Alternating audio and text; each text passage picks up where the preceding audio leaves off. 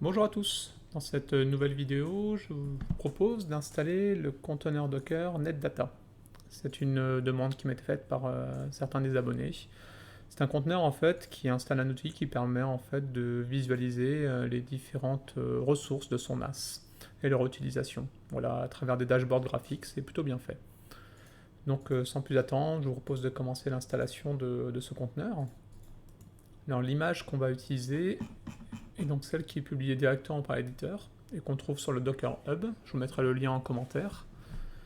Donc c'est assez simple, vous allez voir, à installer, hein, avec notamment ici un fichier de configuration qui est proposé, hein, et dont on va largement s'inspirer. Donc on va aller dans Portainer, comme d'habitude, Stack, Add Stack. On va donc recopier ce premier template. On doit en fait modifier le numéro de version, puisque notre Portainer ne supporte pas des versions 3 pour l'instant. Donc au niveau de l'image, on laisse tel quel. On va prendre le nom de la stack, ce sera NetData. Alors ici ensuite, il nous demande de spécifier le hostname qu'on va utiliser.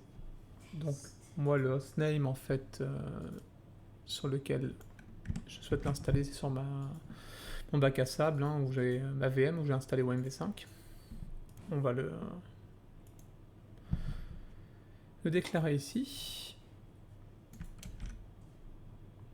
Au niveau des ports, celui-ci il est libre sur mon host, donc on va le laisser tel quel, donc le 19999. Alors on va rajouter également une autre variable d'environnement,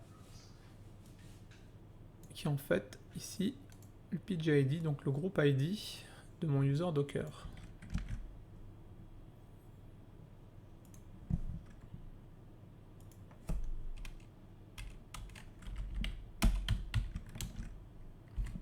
Donc je vous rappelle comment est-ce qu'on reconnaît et comment est-ce qu'on identifie le PGID de son user Docker.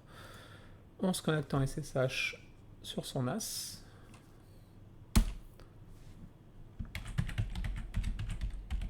Donc là je le fais au travers d'un terminal Linux, mais on peut le faire dans Windows à travers des outils comme PuTTY par exemple.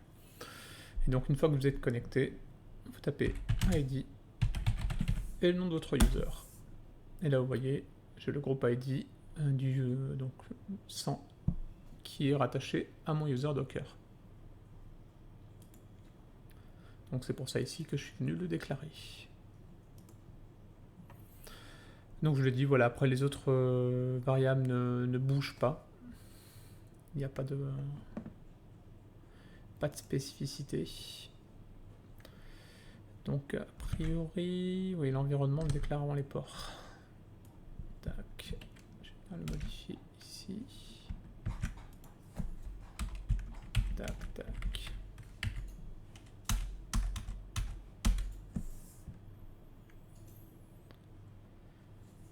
Et voilà, c'est à peu près tout. Vous voyez, assez simple. Après, derrière, en fait, on travaille en read-only sur différents volumes de notre NAS. Donc on clique sur Deploy the Stack.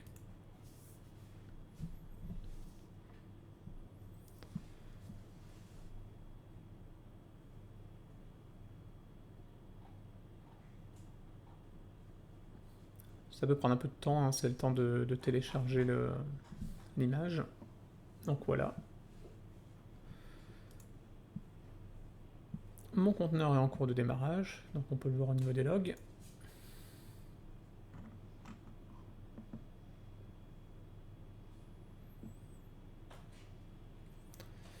Là, ça a l'air d'être démarré.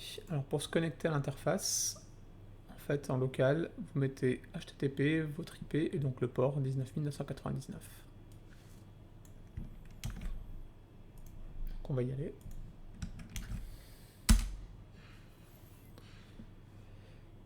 Et donc voilà, on arrive sur cette page d'accueil avec les principales caractéristiques, les principaux indicateurs en fait de performance de mon NAS. Vous voyez ici les débits en lecture, en écriture sur le disque, le pourcentage de CPU qui est utilisé, là la partie réseau et là la RAM utilisée. Et derrière, en fait, ici, donc là, vraiment c'est le tableau de bord, l'overview, hein. Et derrière, vous pouvez en fait cliquer sur chacune des rubriques pour avoir davantage d'éléments.